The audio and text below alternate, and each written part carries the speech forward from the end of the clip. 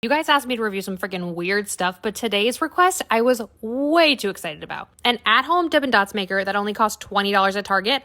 Yes please. Unfortunately, I quickly realized when unboxing it that it wasn't what it seemed. What? Use a drink. I figured there has to be cool recipes I can still make with it besides drinks, so I did some digging online and found that you can melt ice cream and then put it in there, which seems very pointless, I know, but if you've ever had Dippin' Dots before, you'll understand that it's worth it. If you haven't for some reason, it's ice cream that's frozen into tiny balls made with liquid nitrogen, but don't worry, I'm not using any of that today. It came with 4 containers, so I decided to make 4 different flavors. I did an orange ice drink, cold brew, vanilla ice cream, and sherbet. It did come with instructions, but I learned quickly that this was a trial and error thing because it definitely takes a few tries to know what's going on. I first just squirted the liquid on top, but you're supposed to squirt it in the bigger holes, and then it fills up that way. The orange one had smaller holes that are more similar to typical Dippin' Dots, and then the other 3 are slightly larger. And just heads up, this is a super messy thing to do, no matter how you try to do it. The ice cream I ended up melting and then putting into the bottle to squirt in. I put all 4 in the freezer. It said to wait 2 to 3 hours, so after almost 3 hours, I took them out. The instructions said to put them under water for a few seconds to break them up, and then I got so excited I didn't read any more, but you're supposed to also push it back and forth to break it up even more. So the first one I didn't do correctly. The balls do come out the perfect size. The problem is you also need to get the perfect freeze time. And for drinks, I would say that the 2 to 3 hours they suggest is good, but for actual ice cream, I would probably double that. The cold brew ended up coming out the most perfect, and it was weird to taste it that way, but I know some people like to put cold brew ice in their coffee, so this would definitely be cool for that. Overall, rating wise, I am a huge Dippin' Dots lover. Did you guys know that they ship big ass boxes of them? Like, hello, sponsor me Dippin' Dots. Because I love them so much, I didn't really mind the hassle that you had to go through to make these. You just need to know that it's gonna take time, and it's designed more for drinks and not ice cream. I probably won't do it many more times, but for what it was and the price, it's getting a 7 out of 10.